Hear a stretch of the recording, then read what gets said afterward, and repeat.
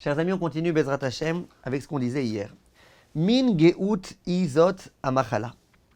Cette maladie dont on parlait, de l'égocentrisme, c'est une forme d'orgueil. Or nos ancêtres, nos kdoshim, nous ont déjà avertis dans la Gemara, dans Sota, qu'au moment de la venue du Mashiach, le trait de caractère, on va peut-être même s'exprimer ainsi, de la génération, ça va être la chutzpah.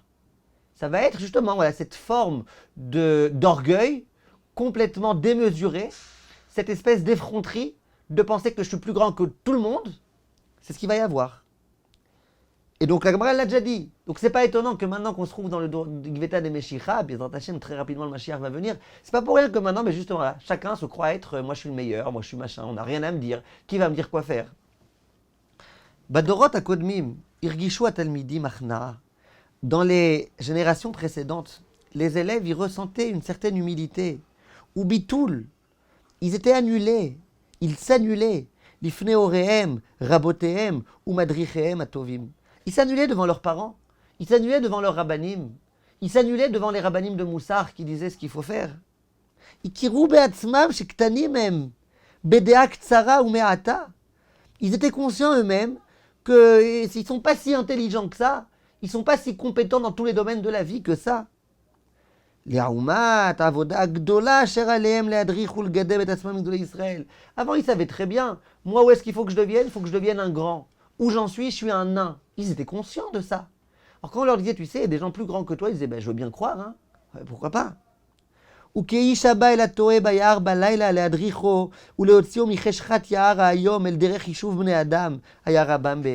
à leurs yeux, c'était quoi le rave?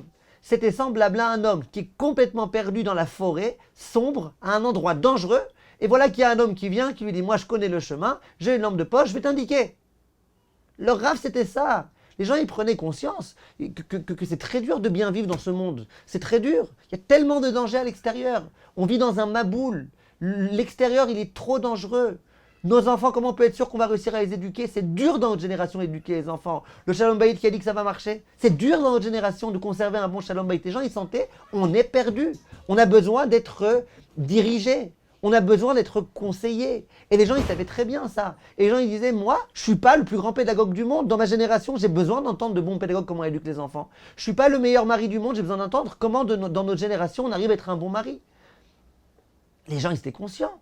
Ils sont petits, ils vivent dans un monde dangereux. On a besoin d'être conseillés, on a besoin d'être dirigés. Aujourd'hui, les gens, ils ont chacun leur psychologue, leur psychiatre, et leur coach, et leur je sais pas quoi. Non, à l'époque, les gens, ils avaient leur rabbanim.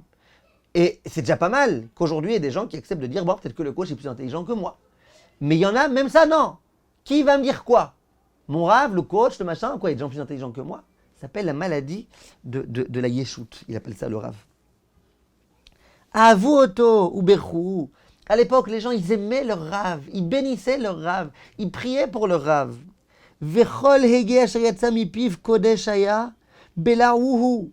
Et tout ce qui sortait de leur bouche, eh ben, ils l'intégraient. Vel toch nafsham velibam ichnisu. Ils le rentraient dans leur cœur. Quand le rave, il parlait, il disait, je te conseille ça, chaque mot était important, chaque mot était mesuré. Lokei nata. C'est pas le cas maintenant. Shanar Midgaël est mort. De nos jours, le jeune, il a plein d'orgueil. Ani daile atzmi. Moi, ça va, ça suffit pour moi-même. Je suis assez grand pour me conseiller moi-même, m'auto-conseiller. Dati tovavi eshara. Mon esprit, il est bien, il est droit. Alea est mort. Ou bidracha yelech. Donc je peux me reposer sur moi-même, sur mon esprit, sur ma conscience, sur mon intelligence, sur ma sagesse. Mais ça, c'est une maladie. Parce qu'un homme sans rave, il est perdu. Pour plein de raisons, pour des milliers de raisons. L'homme, tout d'abord, il n'est pas aussi intelligent, toujours en tous les cas, il n'est pas forcément aussi intelligent que son rave. Ensuite, l'homme, il n'a pas l'intelligence thoraïque que le rave a. Ce qu'on appelle en hébreu le da'at teire, da'at Torah. Il n'a pas. Le rave, lui, il étudie beaucoup de Torah, il sait exactement d'après Chachamim comment on doit se comporter. C'est pas la même chose que quelqu'un qui passe sa journée à lire des journaux, à écouter la radio, à faire de l'argent. C'est pas la même chose. Et en dehors de ça, l'homme, il est proche de lui-même. Il a besoin souvent d'une vue extérieure. Quelqu'un qui de l'extérieur peut le voir. Il a besoin de quelqu'un qui a de l'expérience. Donc si je pense que je connais tout mieux que tout le monde, j'ai besoin de personne, eh bien c'est ce qui se passe. Et ça, c'est très dangereux. On continue demain, Bezrat Hashem. Merci.